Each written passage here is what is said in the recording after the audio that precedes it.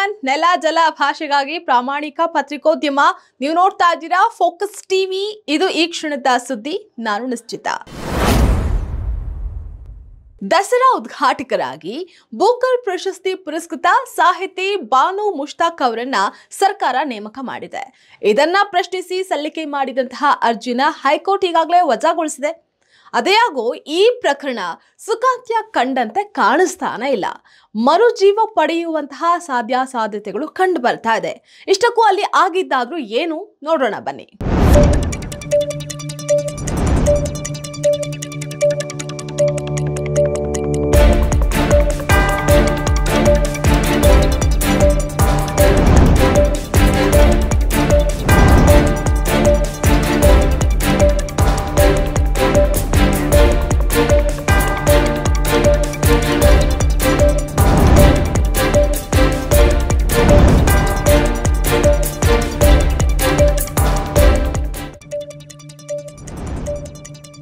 ಮರುಜೀವ ಪಡೆಯುತ್ತಾ ದಸರಾ ವಿವಾದ, supreme court ಮೆಟ್ಟಿಲೇರಿದ ಸಂಘರ್ಷ.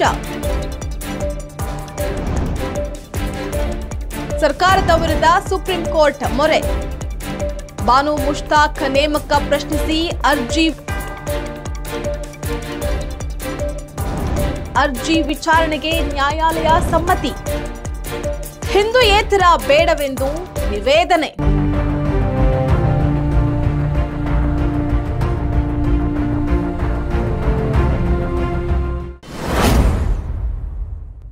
ಪಾರಂಪರಿಕ ಮೈಸೂರು ದಸರಾ ವಿವಾದ ಸುಪ್ರೀಂ ಕೋರ್ಟ್ ಮೆಟ್ಟಿಲನ್ನ ಏರಿದೆ. ದಸರಾ ಉದ್ಘಾಟಕರಾಗಿ ಬಾನು ಮುಷ್ತಾಕ್ ಅವರನ್ನ ನಿಯೋಜನೆ ಮಾಡಿರುವಂತಹ ಸರ್ಕಾರದ ಕ್ರಮವನ್ನ ಪ್ರಶ್ನಿಸಿ ಸುಪ್ರೀಂ ಕೋರ್ಟ್ಗೆ ಅರ್ಜಿಯನ್ನ ಸಲ್ಲಿಕೆ ಮಾಡಲಾಗಿದೆ. ಮುಖ್ಯ ನ್ಯಾಯಮೂರ್ತಿ BR ಗವಾಯಿ ಹಾಗೆ ನ್ಯಾಯಮೂರ್ತಿ KV ವಿನೋದ್ ಚಂದ್ರ ಅವರಿದ್ದಂತಹ ವಿಭಾಗೀಯ ಪೀಠದ ಮುಂದೆ ಅರ್ಜಿ ವಿಚಾರಣೆಗೆ ಬಂದಿದೆ.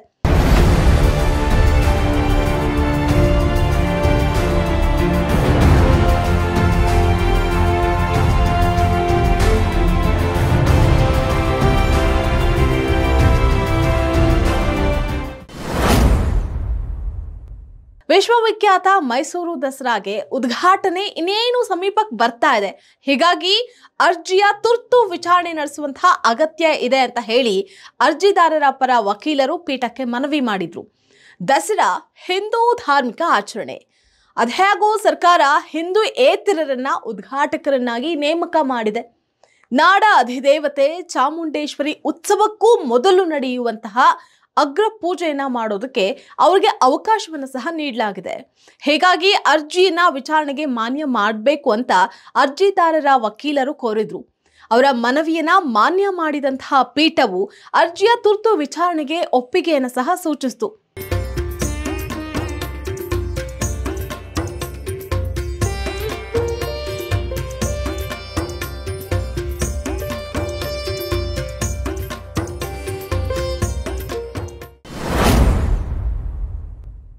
ಒಟ್ಟಾರೆಯಾಗಿ ಪಾರಂಪರಿಕ ಮೈಸೂರು ದಸರಾ ಉದ್ಘಾಟಕರಾಗಿ ಸರ್ಕಾರ ಬಾನು ಮುಷ್ತಾಕ್ ಅವರನ್ನ ನೇಮಕ ಮಾಡಿದಂತಹ ದಿನದಿಂದಲೂ ಭಾರಿ ವಿರೋಧ ವ್ಯಕ್ತವಾಗ್ತಾನೆ ಹೋಗ್ತಾ ಇದೆ.